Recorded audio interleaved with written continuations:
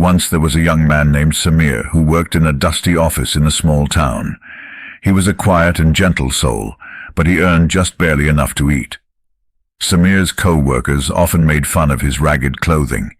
His jacket was falling apart, and one cold winter it finally wore through. Samir was determined to get a new jacket to keep him warm, so he immediately started to save all of his spare change, and even skipped lunch on some days to accumulate more. Months passed, and Samir sacrificed greatly until at last he had enough for a brand new jacket.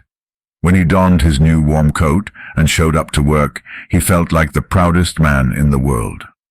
His co-workers, who had previously made fun of his rags, now looked at him with envy. Samir felt noticed for the first time in his life, and he felt good about himself. Unfortunately, on his way home one cold night, he was jumped by some local thugs. They stole everything he had, including his beloved jacket. Samir was left with nothing in the freezing snow. He was devastated and heartbroken. He asked the townsfolk for his jacket, he asked the authorities, but no one had any leads. No one cared. The loss of his jacket and the subsequent cold got to Samir, and he grew sick. Not long after, Samir was never seen again. The townsfolk were baffled.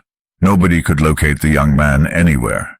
Then odd occurrences started to take place. People spotted a shadowy figure in a familiar jacket. The figure would suddenly appear and just as quickly vanish in the blink of an eye.